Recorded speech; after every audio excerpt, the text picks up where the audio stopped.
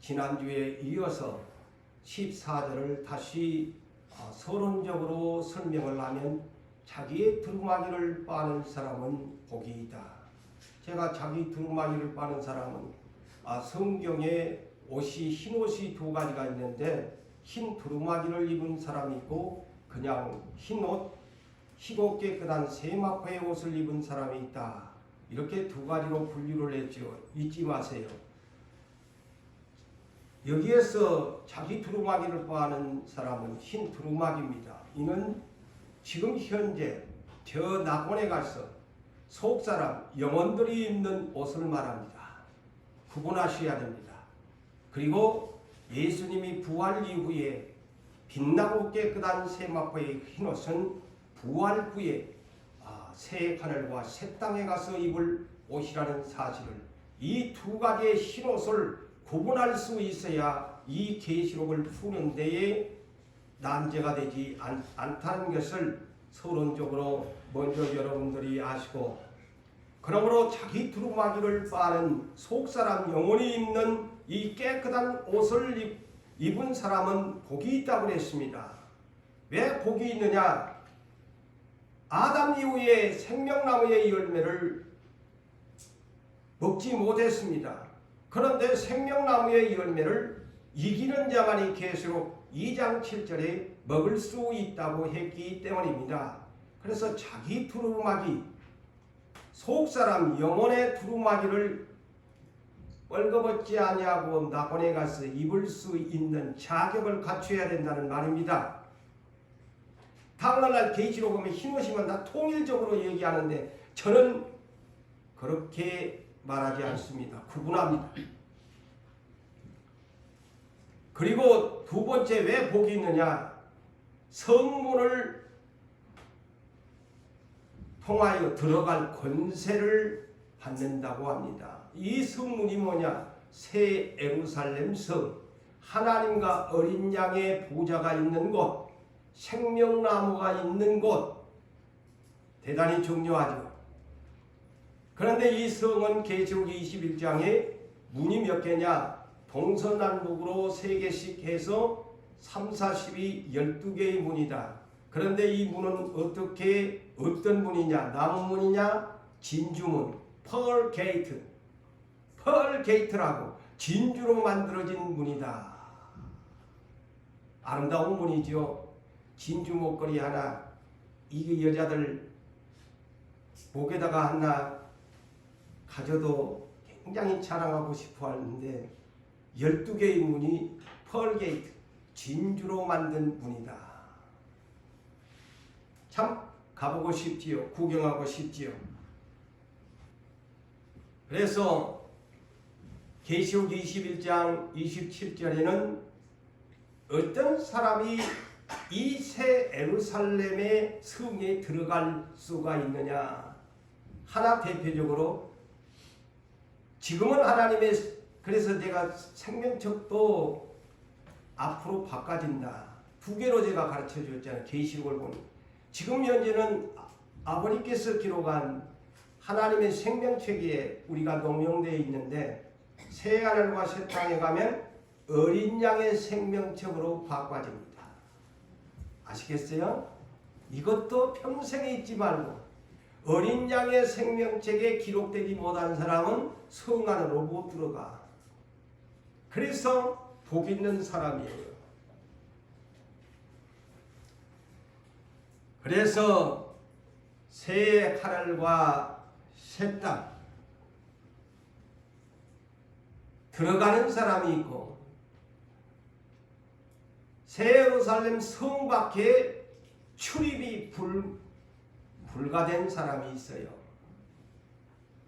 아무리 내가 새 예루살렘 성, 생명나무가 있는 곳, 하나님과 어린 양의 보좌가 있는 곳, 생명수의 강물이 흐르는 곳, 매달마다 열리는 생명나무의 열매를, 만국을 치료하는 생명나무의 잎사귀가 있는 곳을 들어가고 싶어도 못 들어가.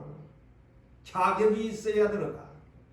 자기 두루마기를 빠는 사람, 속사람의 영혼의 옷을 입은 사람만이 들어가고, 그래야 그 사람이 생명나무로 가서 주어서 먹어서 영생할 수 있고 그 성에 출입할 수 있다는 것입니다. 그런데 이것을 갖추지 못한 사람은 성 밖에, 오늘 본문에도 성 밖이 어디야? 지옥이지. 더 구체적으로 말하면 생명책에 기록되지 못한 사람은 심판을 받아서, 백보자의 심판을 받아서, 계시록 20장 11절에서 15절에 이르는 말씀 그대로 유황의 불못에 마귀와 함께 영원토록 영벌을 받는다는 뜻입니다. 자, 그렇다면 이제 지난주에 하지 못했던 15절이 오늘 핵심 주제입니다. 여러분들은 그냥 제목으로, 저는 이것을 빨리 뛰어가서 22장까지를 마치고 싶었지만은 저한테는 그것이 허락되지 않고 성령은 계속 저에게 말씀을 주셔가지고 이 15절이 오늘 핵심 키워드입니다. 15절. 가장 먼저 개들이라고 했어요. 개들이 못 들어간대. 여러분들이 집에서 키우는 개들을 말하지 않고 영어 번역도 dogs라고 합니다. 개지요. 복수로 dogs. 개들이라고 했어요. 자, 개들이 뭡니까? 이것도 모르면서 그냥 넘어가면 안 되지 않아요? dogs가 뭐냐 말이에요. 가장 첫 번째 이 15절에 개들이라고 했어요. 자, 개들이 뭐냐? 주님이 이 땅에 오셔서 이에 대한 해답을 주셨어요. 그래서 알아야지 어떤 사람이 개들인가. 오늘 여러분, 저 역시도 마찬가지로 이 말씀을 들으면서 정말 그거에 인품이 참 안 됩니다만 저도 마찬가지요. 개들이 돼서는 안 돼요. 주님이 개들을 누구에게 표현했느냐? 마태복음 7장 1절에서 6절에 답을 줍니다. 이 개들이 누구냐? 하나님을 믿는다고 하면서, 예수를 믿는다고 하면서, 야고보서 4장에 나오는 것처럼 입법자들이에요. 그래서 야고보서 4장에서는 그러잖아요. 네가 누구간데 입법자요 재판장이냐 그랬잖아요. 비판하는 사람, 헤아리는 사람, 자기가 다 판단을 하는 거예요. 하나님이 심판주인데, 예수님이 심판주인데, 이 그리스도인들이 형제에 대한 비판을, 저 역시도 여러분들도 앉았다 하면 비판을 많이 합니다. 물론 때로는 비판을 할 때도 필요하죠. 사람이 잘못하면 잘못한다고 말을 해야죠. 비판하면은 네가 비판을 받을 것이요, 남을 헤아리면 너도 헤아림을 받을 것이다. 왜 너의 눈 속에 들보는 빼내지를 않고 남의 눈 속에 있는 티만을 보고 자꾸 빼내려고 하냐? 응? 네 눈 속에 있는 들보를 더 빼낸 후에 남의 눈 속에 티를 보고 빼내라, 이러쿵 저러쿵 해라. 그러면서 뭐라고 했겠습니까? 외식하는 자여. 이 사람이 외식하는 자입니다. 외식하는 자가 여러분 누구라고 가르쳐줬지요? 마태복음 23절. 사람에게 보이기 위한, 하나님 중심이 아닌 사람 때문에 교회를 나오고 인간의 관계 때문에 교회를 출입하는 오늘날 세계 지구촌에 이런 크리스찬들이 많습니다. 인간관계를 형성하기 위해서, 사회관계를 형성하기 위해서, 때로는 장사 때문에, 때로는 인간의 관계를 넓히기 위해서, 아는 처지를 위해서, 때로는 결혼하기 위해서, 정치적인 유명한 사람이 그 교회에 있으면 그 사람 관계를 하기 위해서 사람에게 보이기 위한 외식적인 크리스찬들이 많다는 겁니다. 그 중에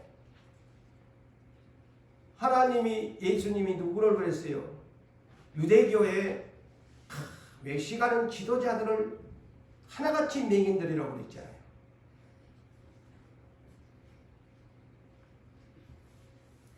외식하는 자여 그랬어요. 외식하는 자여 거룩한 것을 개에게 주지 말며. 자, 여기에서 거룩한 것을 개에게 주지 말며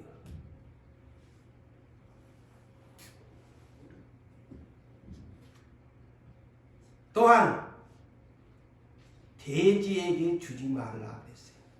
왜?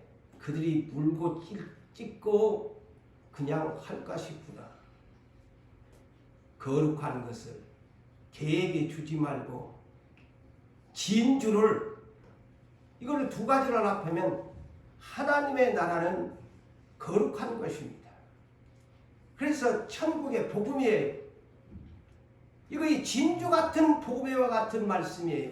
그런데 개 같은 자들에게는 돼지 같은 이런 자들에게는 줘봐야 물고 뜯고. 자, 개의 특징이 뭡니까?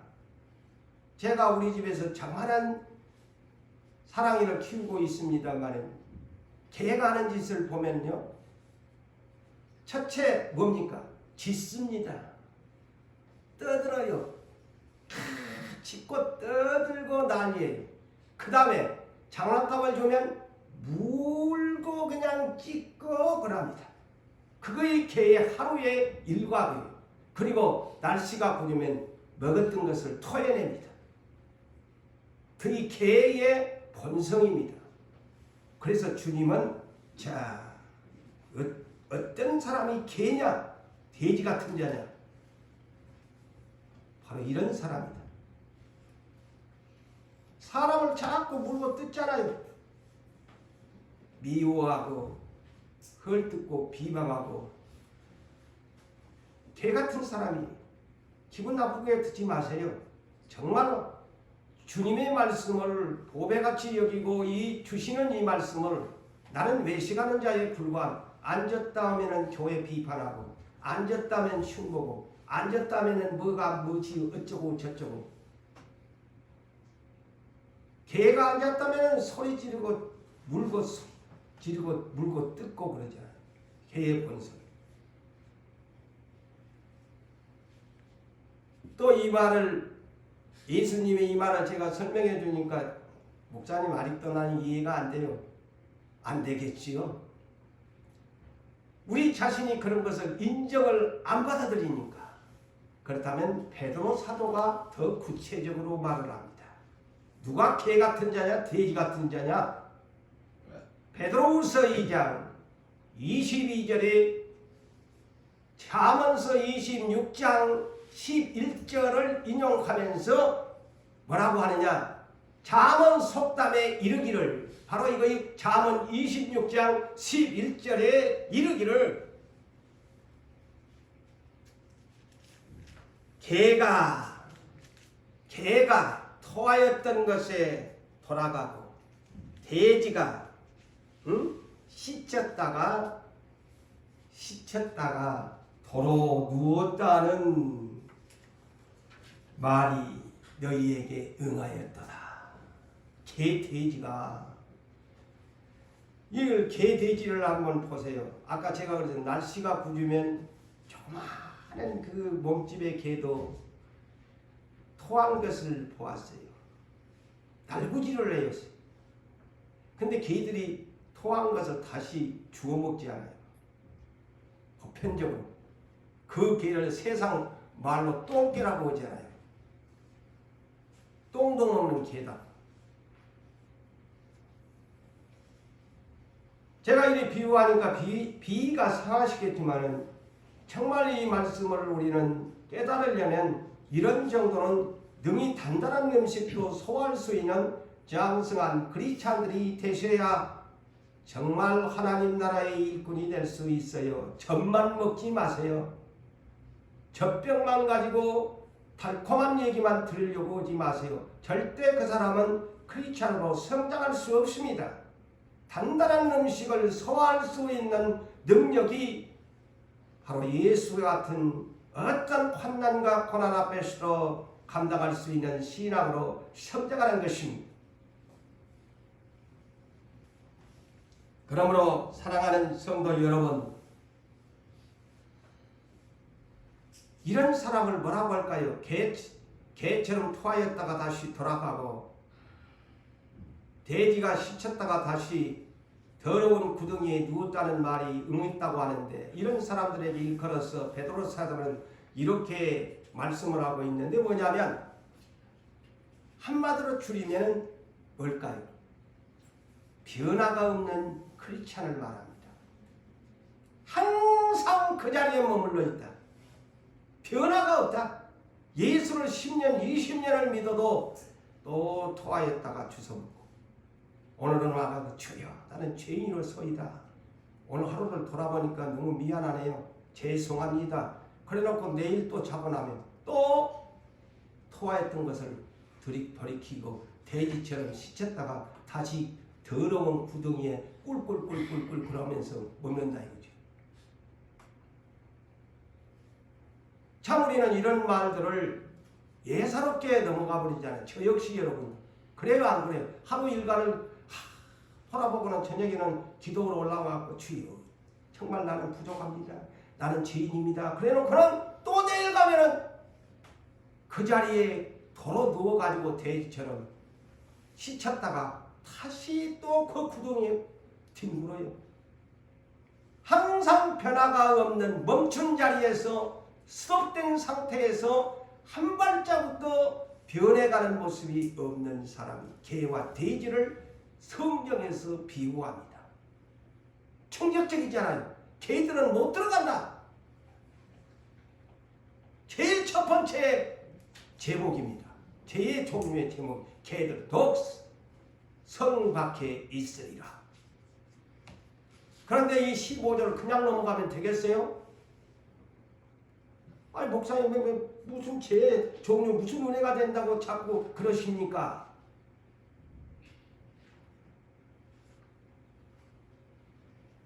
그 다음에 정술가들이죠. 점쟁이들이죠. 점치는 사람들. 저 마귀놈이 귀신이 들려가지고 점치는 사람들. 국민일보의 미션 라이프를 보면은 그것이 실렸더만요. 오늘날 한국교회 권사님들이 이 점을 치러 다니는 권사님들이 많대요. 제 말이 아니요. 국민일보 미션 라이프에 그렇게 실려요. 똑같은 사람이야. 사울이 하나님 다 받는다고 점치는 여자 찾아가서 하나님 앞에 망하잖아요. 철학관에 가서 이름 짓고 오늘날 지상교회에 그런 분들이 많아요.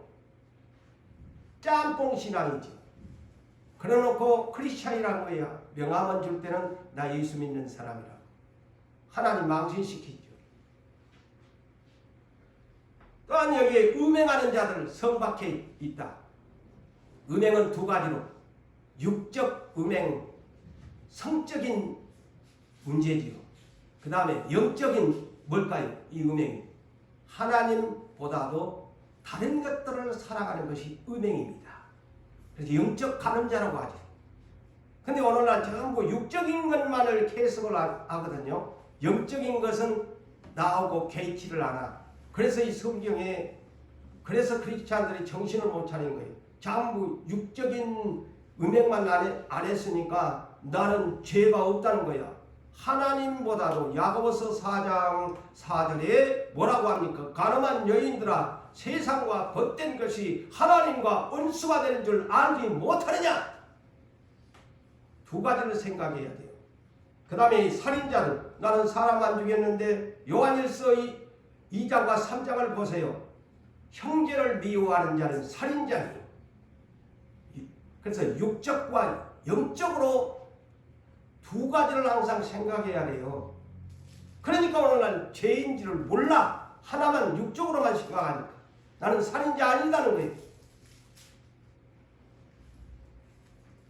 그 다음에 우상 숭배자도 마찬가지야.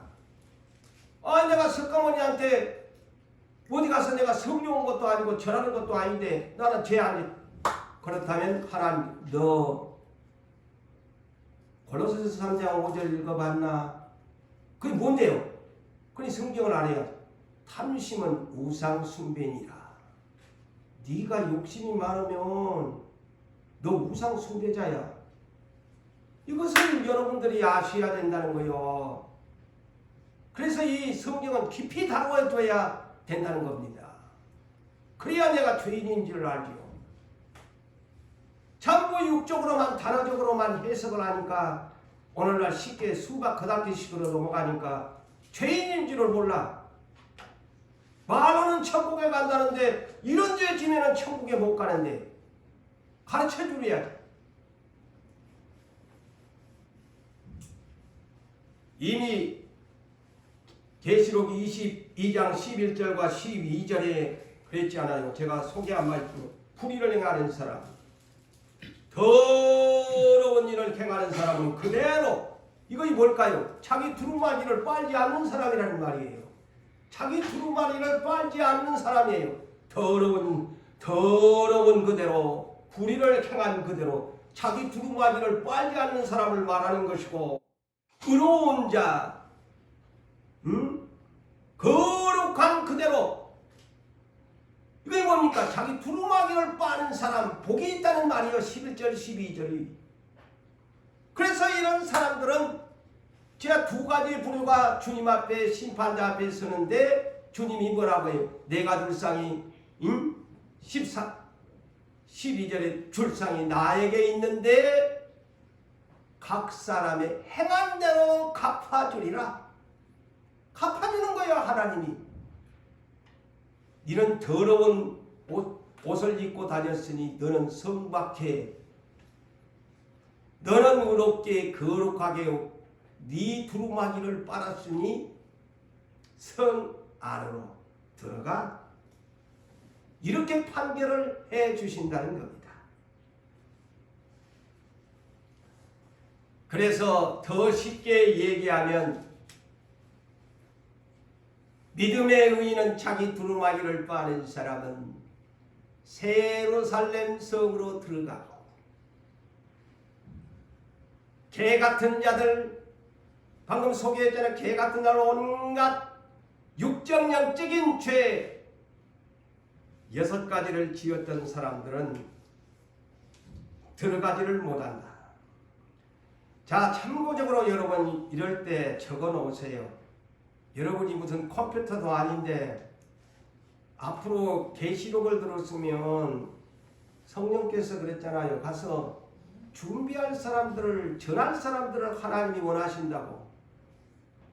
죄의 종류가 그렇다면 이 본문에 간단하게 6가지로 이렇게 기록을 해놨는데, 자, 죄의 종류를 알아야 돼요.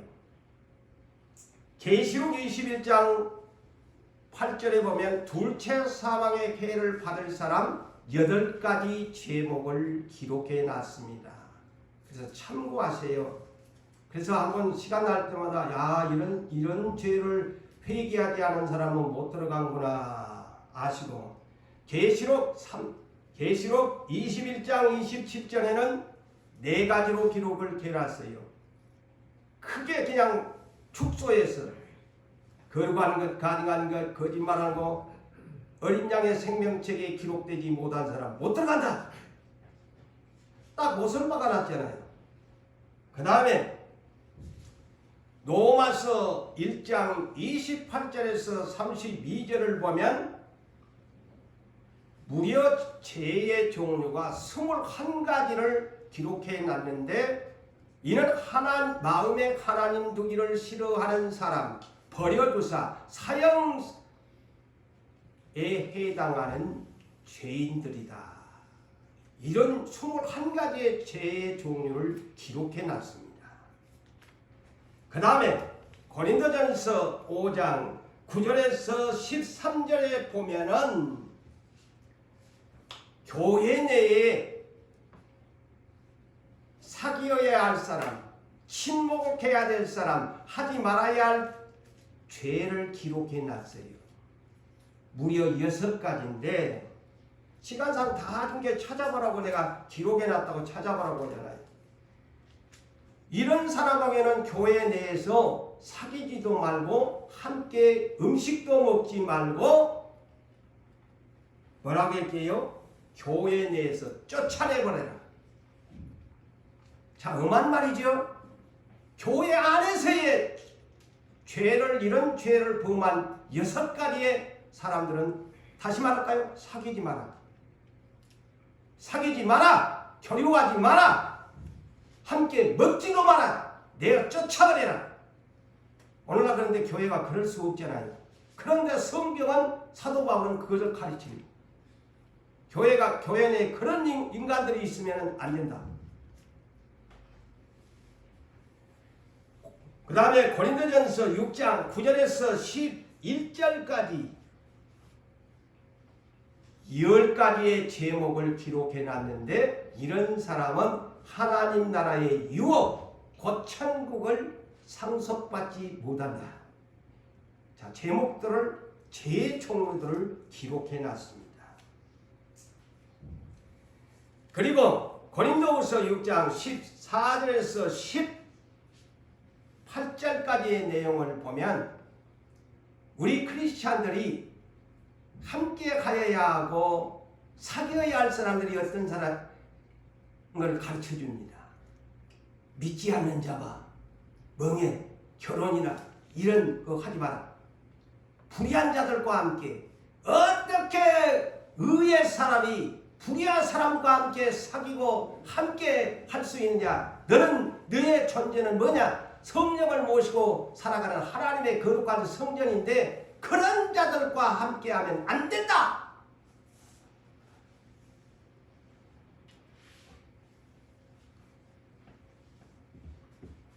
그러면서 우리 크리스찬은 한 번 구원받으면 영원한 구원이라고 말하는 이단들이 추구하는 그런 내용을 반박하는 내용이죠. 히브리서 6장 4절에서 6절에 예수를 한번 빛을, 곧 예수를 영접하고 성령의 은사와 내세의 능력을, 말씀을 맛보고 체험한 사람이 타락하게 되어지면 새롭게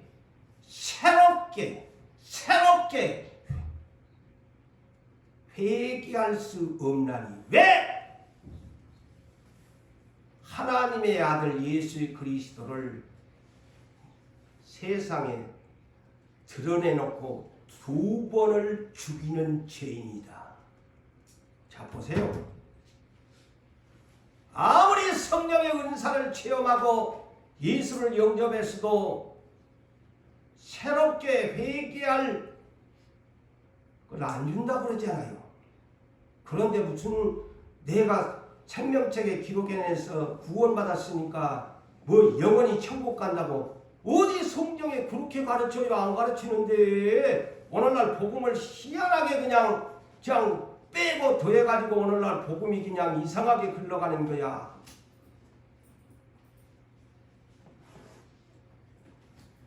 그러면서 여러분이 올해 우리가 추구해야 할 성령을 따라 행하려면 갈라디아서 5장 19절에서 21절에 무려 죄의 종류가 15가지 이상이 기록되어 있습니다. 이런 사람 하나님 나라에 유업 못 받는데, 천국에 못 간대. 자, 성경에 일어나는데 누가 감히 심판주가 이렇게 말씀을 이렇게 놨는데 누가 유명한 목사가 당신 생명책에 기록했는데 어떻게 알아? 하나님만이 알지. 나는 기록된 줄로 알고 믿고 싶지만 하나님이 지워버렸다면 못 가는 거 아니야. 어느 목사님이 당신은 천국 간다고 해서 그 목사님이 구원자입니까? 아닙니다. 인도자일 뿐이요, 가르쳐주는 선생밖에 되지 않습니다.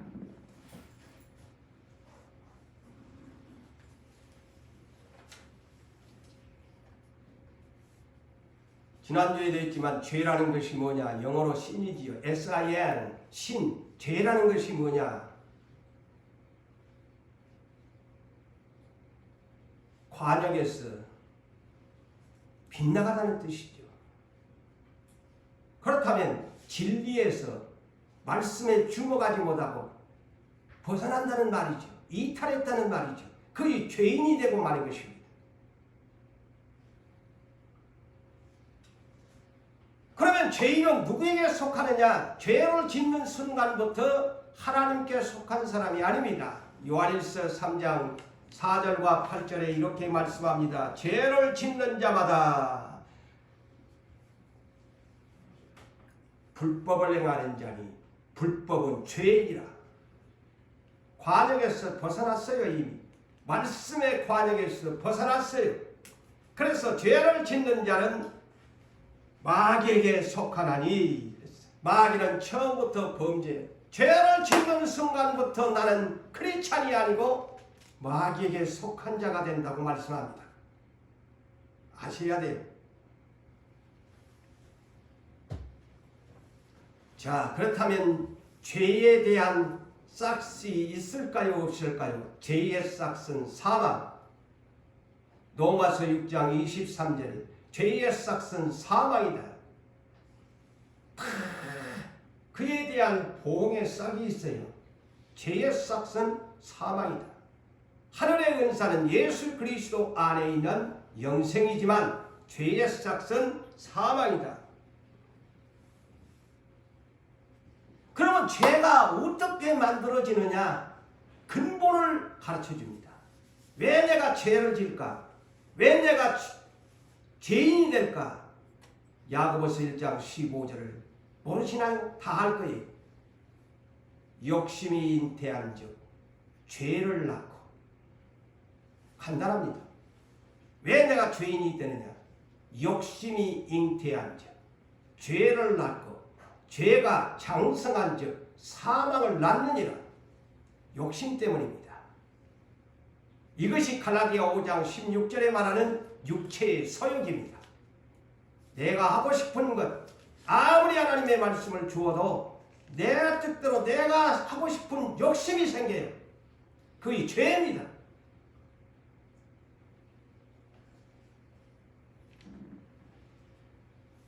그래서 갈라디아서 5장 16절 17절 올해 우리의 표처럼 뭐라고 합니까? 너희가 육체의 욕심을 이루 않으려면은, 그러니까 욕심이 잉태한 즉 죄를 낳는다고 했는데 왜 내가 죄를 날마다 생산하면서 사느냐? 욕심 때문이에요. 그러므로 네가 육체의 욕심을 생산하고 싶지 아니하면은 성령을 따라 행하라. 너라는 존재 안에는 우리에게도 몸 안에도 피가 적혈구, 백혈구가 있는 것처럼 예방주사를 맞는 경우가 바로 그런 하나의 예지요. 너 안에는 육체의 소욕과 성령의 소욕이 날마다 순간마다 서로 대적하고 있다. 그런데 네 육체의 욕심이 강해져가지고 성령이 소멸돼 버리면 너는 죄인이 되고 마는 것이다. 그래서 육체의 소욕과 성령의 소욕이 서로 대적하는데 내가 오늘 성령의 소욕이 나를 이기게 만들었느냐? 그러면 성령을 따라가는 사람이지만 육체의 욕심이 나를 지배했다면 성령을 따르지 아니하는 죄인이 되고 마는 것입니다.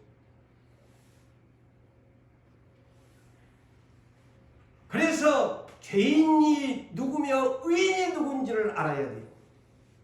여러분 자신에게 물어봐야 돼요. 나는 오늘 죄인이었는가 의인이었는가 믿음으로 살았는가? 육체의 욕심대로 살았으면, 내 뜻대로 살았으면 나는 오늘 육체의 욕심에 죄를 낳은 사람이야. 또 그 죄를 없애버려야 되는데 또 내일 또니까 죄가 장성한 사람이 되어서 사망의 사람이 되고 마는 것입니다. 우리 그리스도의 사람들은, 예수를 믿는 사람들은 이 세 가지를 잊지 말아야 합니다. 갈라디아서 5장 24절에 네 육체, 그 다음에 네 육신의 정욕, 세체, 탐심, 이 세 가지는 십자가에 못 박았느니라. 과연 박았느냐가 중요합니다. 우리는 이미 죽은 자라고 예수님처럼 예수를 믿는 사람이라면 예수님처럼 너는 네 육체, 네 육신의 정력, 탐심, 우상 숭배, 십자가에 못 박아버렸다. 그것을 우리가 믿는다고 말을 하는데 그것을 못하면은 아직 나는 예수 십자가에 못 박지 못한 죄인으로 살아있는 사람이에요. 자, 오늘날 믿음으로 구원을 얻는다. 성경은 로마서에서는 그렇게 말을 합니다. 그러나 저는 이렇게 여러분들에게 이 말씀을 강조하고 싶습니다. 믿음의 구원이라는 것이 무엇이냐?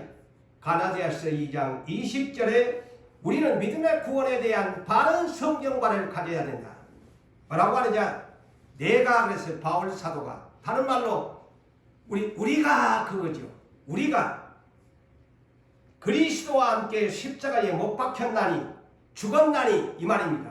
그리스도와 함께 우리는 십자가에 못 박혀 죽었나니 그런즉 이제는 내가 사는 것이 아니요 오직 내 안에 그리스도가 사시는 것이니 내가 육체 가운데 사는 것은 하루하루 내가 육체를 가지고 사는 것은 나를 사랑하사 나를 위하여 자기의 자신을 버리신 하나님의 아들을 믿는 믿음 안에서 내가 사는 것이라. 할렐루야.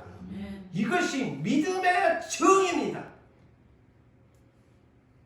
자, 믿음 구원 얻는다고 하는데 당신 진짜로 믿음으로 구원 얻는다고 하면 당신 예수 그리스도가 당신을 위해서 십자가에 못 박고 당신은 지금 완전히 죽어버린 사람이고 예수가 당신 안에 와서 살아계신 믿는 믿음으로 사는 것을 확신을 가져야 믿음으로 구원을 얻는 사람인 거예요. 입으로만 그냥 믿음으로 구원 얻는다고 하니까 천국이 그렇게 쉬운 줄 착각하고 사는 거예요. 자, 이 말을 여러분이 반문할까 싶어서 고린도후서 13장 5절에 여러분이 잘 아시는 말씀일 거예요. 너희는 믿음 안에 있는가?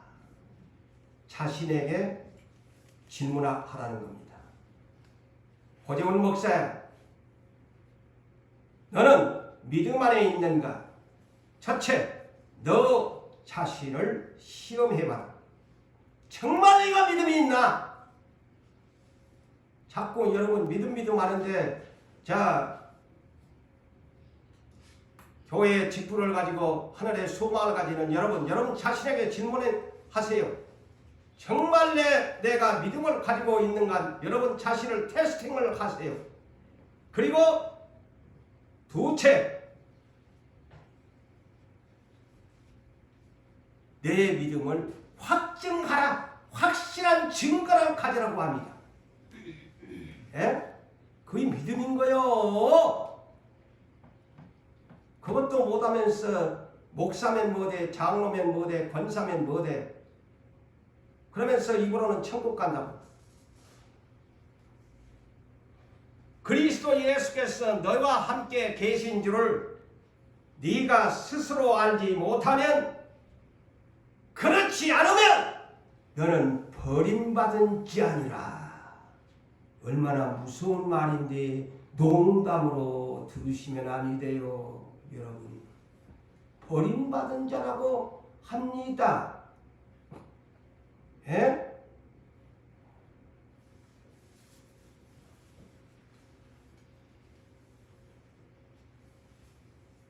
나는 그리스도와 함께 십자가에 못 박아 죽은 자. 그래서 나는 예수 그리스도가 내 안에 오셔서 예수 그리스도를 믿는 믿음으로 나는 사는 사람입니다. 라고 해야 그게 믿음이야. 내가 살아있으면 안 돼. 예수가 내 안에 살아있는 사람이 예수님의 십자가에 못 박아버린 사람이라고 성경은 가르쳐줍니다. 오늘날 그래서 이 복음을 바르게 가르쳐줘야 돼요. 믿음의 구원을. 자, 그래서 에베소서 2장 8절에도 너희는 그 은혜에 의하여 믿음으로 말미암아 구원을 받았으니 이것은 너희에게서 난 것이 아닌 하나님의 선물이라. 예수가 내 안에 계신다. 그래서 나는 덤으로 사는 인생이다. 그래서 나는 그분을 믿음으로 나는 덤의 인생으로 천국의 소망을 가지고 살아갑니다. 라고 해야 바른 신앙 고백이에요. 최초의 인류 사망의 판결을 받았지요. 아담 부부 하나님이 주신 법을 우습게 여겼어요. 하나님의 법을 마귀의 미혹에 두말할 것도 없이 그냥 벗어 던져버렸습니다. 그래서 사망의 판결을 받아서 에덴 동산 신라곤이 되고 그들은 에덴 동산에서 쫓겨나고 천년을 살지 못하고 아담은 930세로 이 세상을 마감합니다. 그래서 계시록 20장에 천년왕국을 다시 복원시킨 거예요. 사망하지 아니하는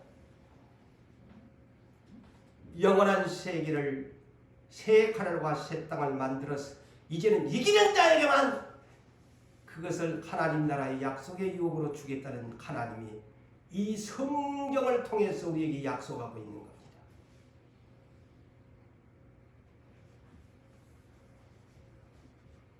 하나님께서 우리에게 법, 곧 율법을 주신 목적이 뭘까요? 왜 하나님께서 최초의 아담에게도 선악과의 이 법을 주었을까요? 로마서 3장 20절에 인생은 누구를 막느라고 의로울 수가 없어요. 그런데 율법을 주신 목적은 죄인인 것을 깨닫게 하기 위해서 율법을 주셨다고 합니다. 너는 죄인이야. 아까 그래서 제가 여러분들한테 9가지를 내서 적으시라고. 죄의 종류, 이런 죄를 짓는 사람은 못 들어간다. 회개하지 않으면.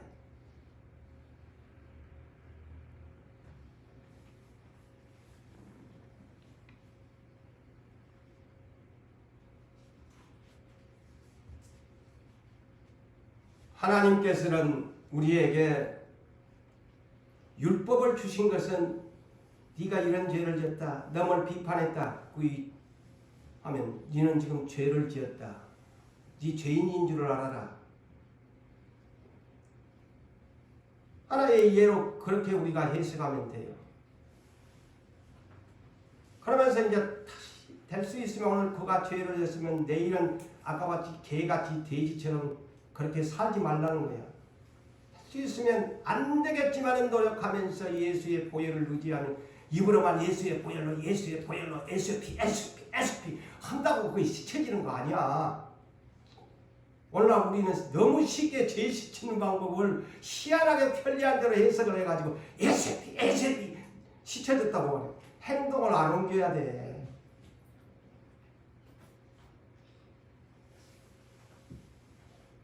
자, 율법이 변하여 어떤 법을 주었을까요?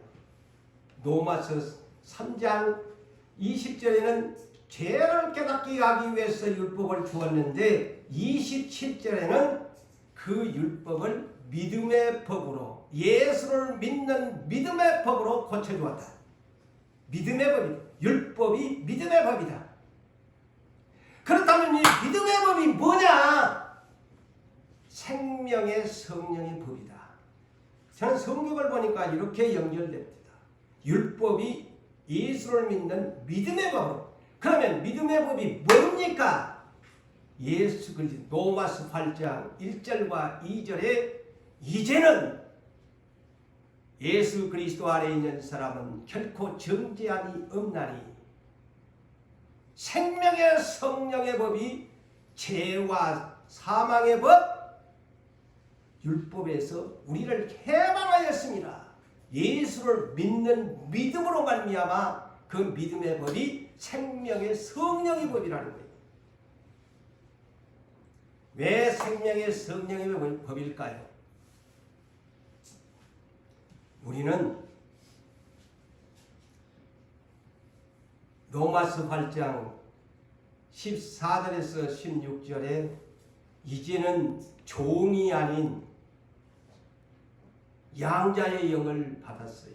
하나님은 아버지라고 예수처럼 예수가 십자가를 대신해서 죽어줌으로 예수의 맏아들이 오셔가지고 우리는 예수님의 하나님 아버지의 차자들인데 이 영적인 차자들이 양자가 되는 거예요. 그래서 이 양자가 어떻게 됐느냐? 성령님을 부어주셔가지고 아빠, 아버지라고 부르게 했다. 그리고 성령님이 로마서 8장 11절에 예수를 죽은 자 가운데서 성령께서 살리심과 같이 앞으로 영적인 양자들도 성령께서 다 살려주신다. 할렐루야. 그래서 성령의 생명의 법이요, 생명의 성령의 법이라는 거예요. 왜 구체적으로 생명의 성령의 법이냐? 고린도후서 1장 22절을 참고하세요. 도장을 찍어놨다. 아버지께서 도장을 찍었는데 어디에? 우리 마음에 영에다가 도장을 찍었는데 누구를 보내가지고 성령을 네 마음의 보증으로 도장을 찍어놨다. 그게 양자의 영을 받았지. 이거 그래서 생명의 성령의 법인 거예요. 양자법이라는 거예요. 그래서 성령을 데살로니가전서 5장 19절 그래서 성령을 소멸하지 말라. 성령 소멸하면 안 돼. 날마다 성령 충만 성령 충만을 채워야 돼. 네 성령 빼내면 안 돼. 소멸시키면 안 돼. 이 말입니다. 성령이 기분 나쁘면 떠나가 버리거든.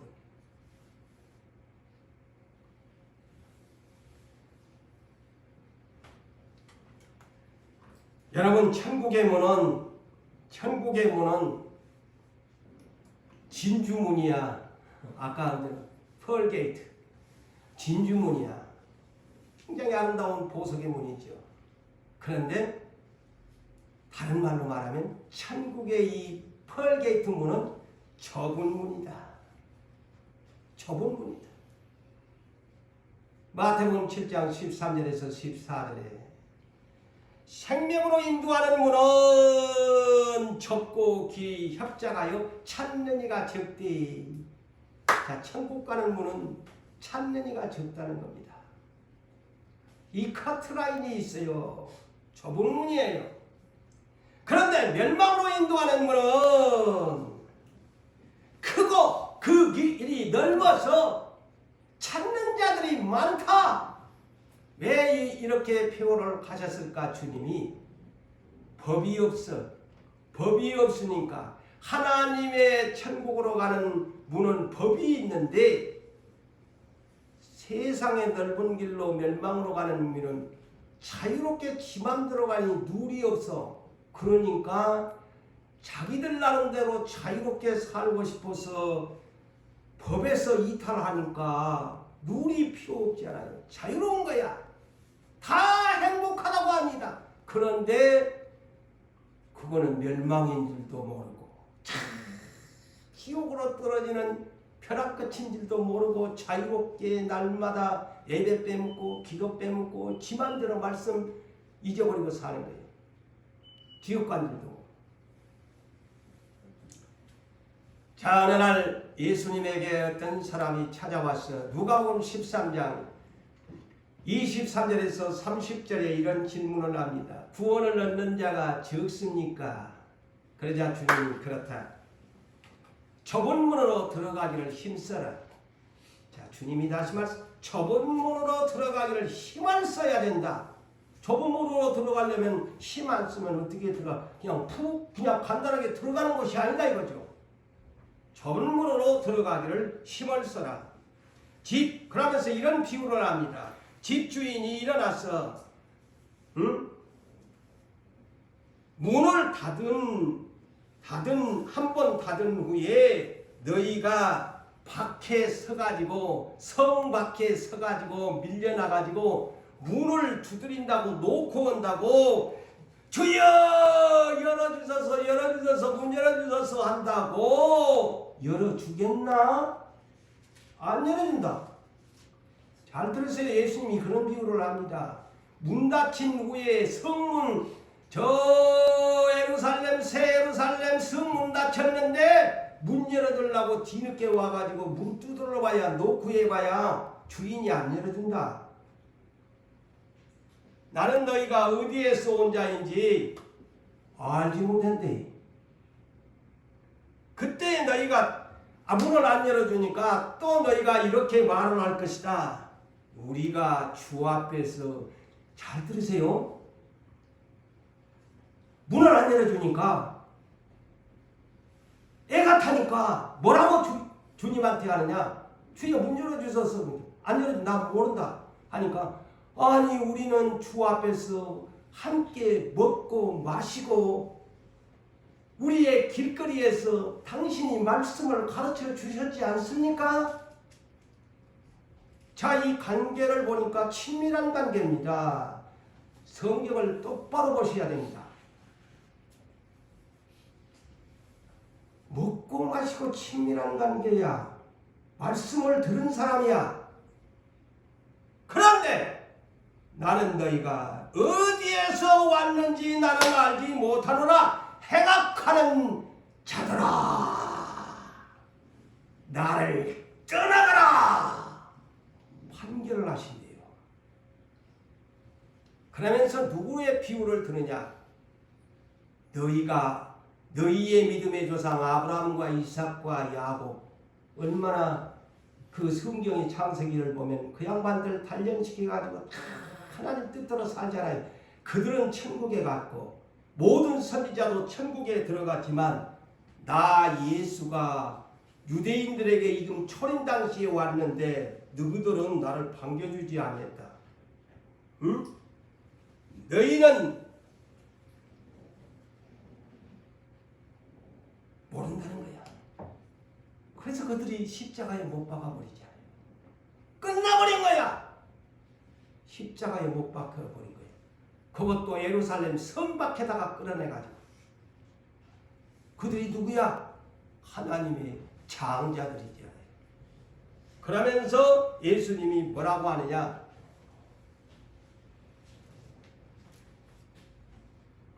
보라, 나중된 자로서 먼저 되고 먼저 된 자들로서 나중된 자가 있으리라.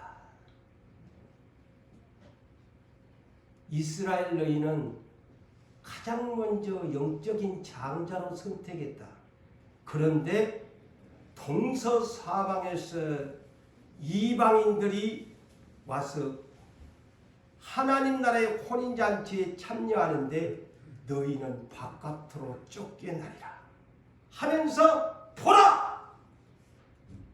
나중된 자로서 먼저 될 자가 있고 먼저 될 자가 나중된 자가 있느니라. 응? 이스라엘을 가장 먼저 사랑하사 너희같이 행복한 민족이 어디 있느냐.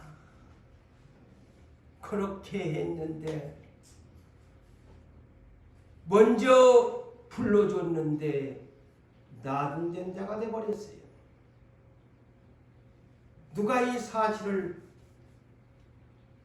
오늘날 우리들이나 알지. 성경에 기록되어 있으니까. 이스라엘이 그랬다 이 말이죠.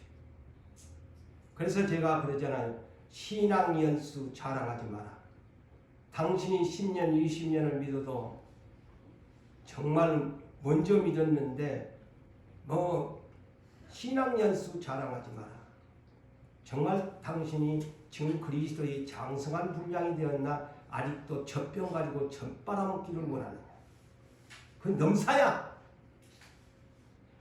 또 교회 직분 가졌다고 자랑하지 마라.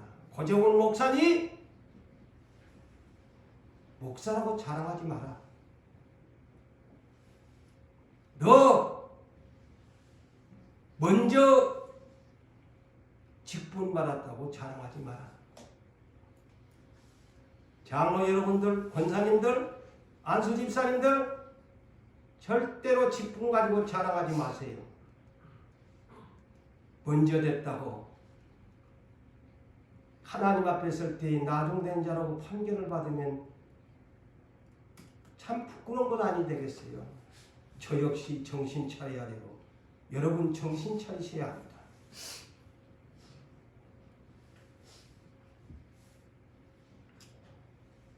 마태복음 25장 이 세 가지의 비유 다 성 밖에 들어갈 수 없는 죄인들지요.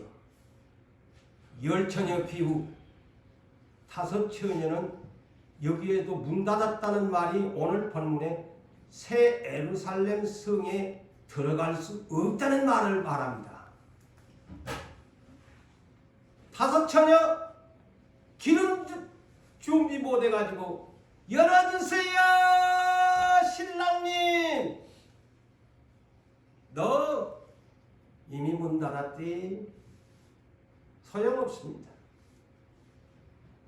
예수님의 신부가 되지 못했어요. 신부 단장을 못했습니다.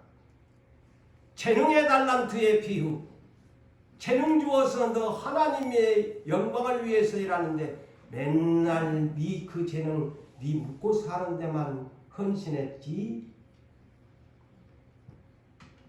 한 달란트도 못 남긴 거예요. 그러니 뭐라고 합니까? 이 약하고 게으른 재능 지한테 주었는데 지 육체만을 위해서 살았다. 저놈 끌어다가 성 밖에 슬피 울며 이를 갈미 있는 대로 내쫓아버려라.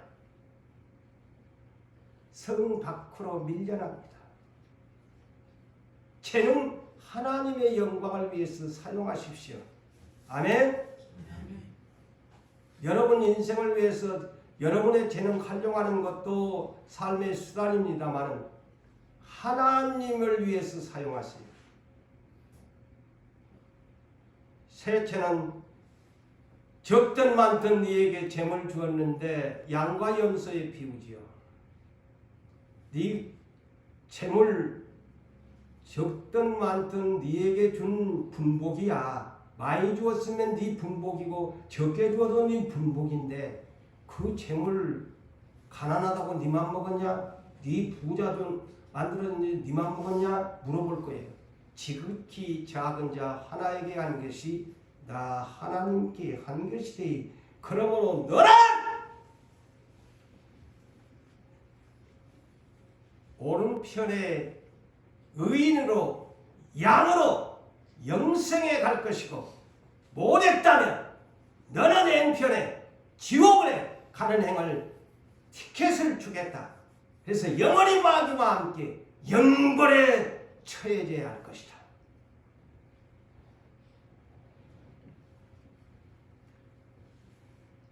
자, 성도 여러분, 마태복음 5장 7장까지가 8가지의 복을 하나님 나라 8가지 복을 주님이 말씀하면서 7장 21절에서 27절까지 결론을 내려줍니다. 그 결론이 뭡니까? 아무로 입으로 주님을 시인한다고 해도 자, 그 위에 주여 주여 주여 주여. 자, 로마서 10장 10절에 마음에 믿어 의에 이루고 입으로 시인하여 구원을 얻으리라. 이 한 절만 가지고 우리가 생각. 근데 고린도전서 12장 3절에도 성령이 아니하고서는 입으로 주로 시인할 수 없다고 그랬어요. 그래서 아무나 예수님을 주라고 못 불러요. 그런데 심판날에 주여 주여 내가 당신의 이름으로 성령의 힘을 입어가지고 귀신도 쫓아내고 선지자 예언도 하고 많은 권능도 행한다이다. 그런데 주님이 뭐라고 하느냐? 이 불법을 죄를 짓는 자여 나는 네 어디서 왔는지도 모르고 난 네 모르는데 이렇게 한다고 했어요. 그리고 네가 24절에서 27절의 마태복음의 결론이 뭐냐? 네 인생 건축 어디에다 네 인생 건축 틀을 잡았노? 그리스도 반석 위에 틀을 잡았냐? 땅에다가 모래터 위에다가 터 잡았냐? 너 분명히 내가 네한테 네 인생 건축할 때에 그리스도 반석 터 위에다가 네 인생 건축이라고 그랬지. 그것은 천국의 집을 지으라는 거야. 그런데 네 말 안 듣고 예수님이 가르쳐 주었는데 왜 땅에다가 모래태 위에다가 불바다가 된 땅에다가 지어놨나? 네 천국에 못 들어와. 네 집 없어. 그 얘기입니다. 결론을 짓습니다. 새 하늘과 새 땅, 새 예루살렘 성문을 통과하여 들어가기를 힘씁시다. 들어가기를 힘써야 합니다. 우리 인생의 남은 생에 새 예루살렘 성, 하나님과 어린 양이 계신 곳, 생명나무가 있는 곳, 생명수가 있는 곳, 영원히 살 수 있는 그곳 들어가기를 힘써야 합니다. 그렇다면 오늘 본문처럼 그런 15절의 말씀처럼 그런 죄를 지으면 못 들어간대. 네 속 겉옷은 날마다 빨아 세탁기에 날마다 넣어가지고 깨끗하게 청결하게 산다고 욕보지만 네 속사람 영혼은 좀 빨래 좀 해. 세탁 좀 해. 그러면서 천국에 간다고 넉 빠진 소리하고 있네. 너 영혼의 속사람 좀 세탁 좀 해. 그래야니 새 예루살렘 성에 들어간단다. 이 말씀을 명심하시기를 주의 이름으로 축원합니다.